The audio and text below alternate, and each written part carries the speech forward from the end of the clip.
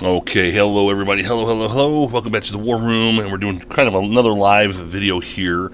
So we're going to be doing a video about Twilight Struggle. Now, first of all, I apologize if you're hearing any noise in the background. My laundry is going off like crazy, so we are dealing with that. Okay. Alright. So I am on TTS, and I am currently looking at Twilight Struggle from GMT Games, the Great Cold War game. And just recently we've had a few people wanting to learn the game, so I taught the game to a couple of people. And I figured, I've never done a video on tips or tricks or anything about that. I haven't even done a learn how to play, learn as we play video yet. So I figured, okay, I'll give it a shot. So why not, right? So I am going to teach people who are brand new to this game some tips. There are many videos out there. There's many people who have done this a billion different times. I'm not trying to claim that mine's the best, but mine's one video that you can learn from amongst many others. Okay? So let's get into it. So this is just a general, basic, you've played the game, you've probably lost a few times, you're trying to figure out, well, what the hell is this game all about? Well, let's just start from the beginning, right? So, Twilight Struggle is a card-driven game. What that means is, what the cool mechanic about that is that everybody will be drawing from the same deck. Okay, that is the main mechanic to remember. All right. So when you draw your 8 cards, you'll be drawing cards from one deck that may share other cards, so if I'm the Soviets, I might grab some cards from the U.S., and I might grab some cards that are neutral as well as mine. Alright, you don't know what you're going to get. You might get a great hand of cards that are all your events, which seems like that's a great thing, but I guarantee you'll pay for that later. Alright? It's a game about timing. Alright? And just because you get a bunch of your cards, here, let's get 8 cards in our hand. Okay? So here, this is a decent hand for the Soviets. It's got a bunch of my events here. But for me, now that I've played this game a lot, this isn't such a good hand for me. Here, let me take this and put this down somewhere. There. Okay. It seems natural when you're brand new. When you're the USSR and you see a bunch of these red stars, you're like, okay, good. These are a bunch of my cards. I'm going to do great. I'm going to do fine. I look at it as a missed opportunity. All right. All I see are ops values. I never play my events if I can absolutely avoid it. I may play them if I need something to happen, but mainly I have 2, 3 ops points. I don't want those events to go off when I want them to. I want my opponent to be forced to play those events to give me sort of a bonus. Okay, it's about timing. Okay, for example, here, Vietnam revolts. I guarantee you in the beginning of the game, Vietnam sounds nice, and when Vietnam revolts, you're going to get Vietnam. It's going to give you 2 influence here, and you're going to own Vietnam, right? And it sounds like an awesome thing. But if I could have my opponent do it when he least expects it, then it's just going to gum up his works and give me stuff to do, right? Or maybe my opponent has had, maybe he has Vietnam already, right? And then it's in my hand. Well, then I might say, you know what, forget it. I'll set this off, and then that way I would get the extra point to get Vietnam, right? It's timing. It's timing. I hate to go backwards and forwards. I apologize. But here, for example, let me do a visual for you. All right. So if this is empty like it is right now, I don't care about this. I'd rather just use the ops value, maybe do a coup or something, or do a realignment, and let my opponent play this at a later time, right? Or if it's my turn and he just happens to have Vietnam for some reason, like that, this is a great way to take it away from him without fighting with ops points. Because in order to take this Vietnam country back, I have to spend 2 ops value points just to put 1 in. So this entire card would be used as the ops value just to put this guy in and just even us out. So next turn he just comes in and drops 1 here, and then I'm screwed again. But if I play the event, it gives me 2, and I automatically now have the influence. So now he has to spend the extra points in order to get Vietnam, and then all I have to do is drop, you know. So here, he puts the extra points in, we're even, oops, excuse me. Then all I need is one more extra, and now he's the one chasing me, right? You see how that works? All right, timing, it's all about timing. That's just a little example of a card that's about timing. All right. If I was the U.S., you know, I'm going to be forced to play some of these cards, right? I'm probably going to space race one of them, and I'll probably end up playing these others, but look at this. Here, if I'm U.S. and I'm playing this card, I got to remove a total of 4 U.S. influence from France and United Kingdom and Israel. So you know what that means? That means I'm probably going to put these 3 as a U.S. player into France, United Kingdom, you know, and Israel, just so that, you know, I can kind of shore up what I've lost. All right, timing. It's all about timing. Opponent events, as I said before, if you're the USSR and you get U.S. events, I look to it. I look at these. These are the first cards I look at. Okay, duck and cover. Okay, wow. Special relationship. What else do we have here? All right, let's see what the Olympic Games. That's a neutral card. All right. Def grade the DEFCON level, DEFCON 1 level. So obviously you don't want to play that on level 2, because if I play that as a Russians, I'm going to lose the game because it'll go into nuclear war.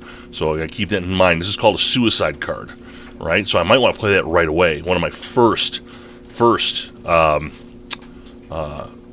you know, things I want to do. All right. What's another one here? Oh, I pulled this one out. Maybe I have this card. I'm the USSR, and now I have this card, Containment. All further operations cards played by the U.S.'s turn, you add 1 to their value.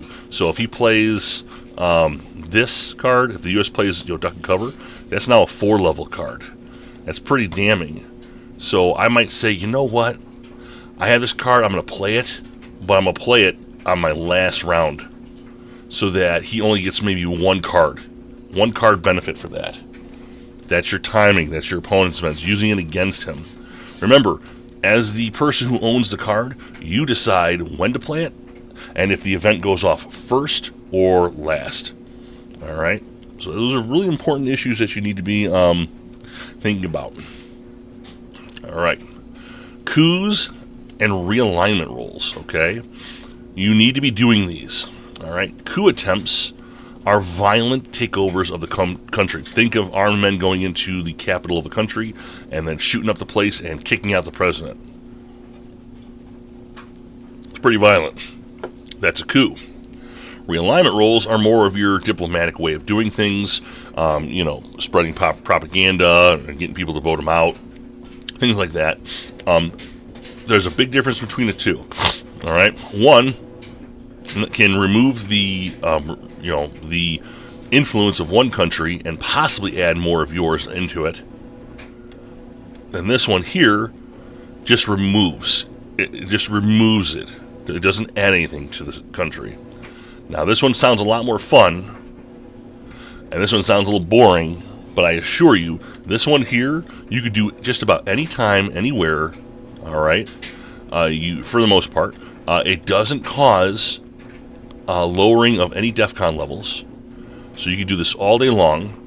All right, and I can tell you this. Remember, look at all the countries on this board. All right, so if you realign, you know, a country, say in Central America, right, and you get him down to like 1 or 0 points, you know, he's got a whole board to think about. He or she has a whole board to think about. You'll have a chance to get in here and take over those countries that you're looking to get later. All right, so don't look at realignments as a weak way of handling business. It could be a really, really good way of handling business that won't cause this thing to go down too far. All right, coups. The only reason you need to do coups from time to time is because of this. Your required military operations. So for you new guys that don't know exactly what this is and have difficulties understanding it, required military operations is tied to the DEFCON status. Okay, so the DEFCON status right now is 5, which means that the Soviets and the U.S. need to come up with 5 points of military operations in order to not lose points. All right, so for example, if let's say throughout the whole turn, the USSR and the US do nothing. The DEFCON doesn't go down any markers, and nobody does any coups. They're both going to lose 5 points, which would even itself out. But if he does at least one coup, all right, and then at least he'll lose less points, all right. But if you coup enough, and especially in battleground countries, remember these countries, guys, the new guys, these are the ones that lower the DEFCON status. So if I coup Angola, let's say there's some guys here and I cooed them out, all right, and the DEFCON status goes down, well, now you only need 4 points. And depending on the card you use, you'll get military operations points for it. So here, let me give you an example here. Let's say I take perfect card. Perfect card. I'm the U.S. Okay, let's go backwards here. Here, I'm just going to remove these for a second. Again, this is for the newbies. I'm trying to help you guys out. All right. I'm the U.S. I play containment, but I don't want to play it for the event. I want to play it for the operations value. All right. And I coup, say, Angola. Let's say Angola had... You have to have an enemy influence in here in order to work. So let's just say I had one in here. All right.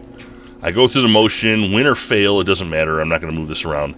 But once I hit this, just the attempt, because it's a battleground country, the DEFCON marker goes down 1 point. Okay, nice. Because I use a level 3 card, that means the US goes 1, 2, 3 points. So that means he's got 1 more point to go. And then he doesn't have to worry about losing a point. If the turn ended right now, the US would lose 1 point, whereas the USSR would lose 4 points. All right, easy enough. So use your coups to get your required military operations. But once you're done, if you can't do any more, let's say you're down to 2, and everybody's got their points, okay, then do realignments. Don't be afraid of them. They're not a waste of space. If I use the same card for a realignment, I don't get to use a 3 for the coup. For the 3 in the coup, that gives me plus to the die. So if I roll, say, here, I rolled a 4. This card makes it a 7. And then you figure out your coup points and all that stuff between there. Okay, but for realignments, this is how many times or chances I get to realign. So I can either realign this 3 times with a chance of getting rid of it, or I go all over the world where the enemy has an influence and try to realign whatever I want. So that's realignments and coups. So we talked about timing. You want to time your cards. You don't be afraid of your opponent's events. In fact, when you get your opponent's events, those should be the first cards you're looking at, so you can figure out when and how to use them. All right, we talked about realignments and coups. Spread your influence. Okay. Remember, I'm looking over here at Russia. I'm Russia. All right. I only got 2 little influence areas here. But even if you have 1, even if you don't control the country, that means, guess what? You can still influence as many places as you want. So, for example, let me take my same card here. I'm using a U.S. card. I'm the USSR. I use containment. I'm going to use the 3 points. I can spread my points anywhere. Anywhere it touches. Spread yourself out. The game is about spreading your influence. All right, even if your opponent comes back and takes regions and what have you, the point is that you're here. You're in there. You can do stuff now. You can add more. You can continue to spread. I can go over here and here. I can go into Israel. Now I can go into Egypt. Go into Libya if I so choose. All right. Libya is awesome because you can sit there and you can attack at Egypt regardless of what happens. There's a couple of cards that affect Egypt. Spread your influence. Get it going. Go all over the place. Make yourself a gigantic target because you can only attack a little of that target at a time. Alright? And finally, understanding the cards. When you first play this game, you're not going to know what the hell containment tells you. I don't expect you to know what that card tells you. Alright? You're going to learn over time. Learning this game will take time.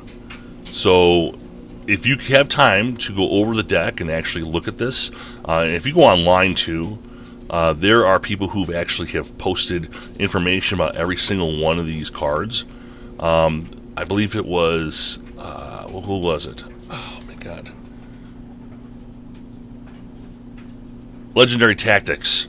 Okay, now he literally has done a video for every single card for Twilight Struggle, and he explains how it's good and how it's bad, and when to use it, and if it's even worth using at all. Okay, learn how to use these cards. Once you learn them and you understand them, you're going to have a much better understanding on how to play this game. Even before you get the cards, you're going to know, if I get this card, I know what to do. If I don't get this card, I know what to do. Right? So if you can read through these and understand them, good for you. If you can't, okay, but it's going to take time, and you're going to have to play a couple of games before you even get an idea of how to use these cards. All right, I hope I gave you guys a little bit of help here.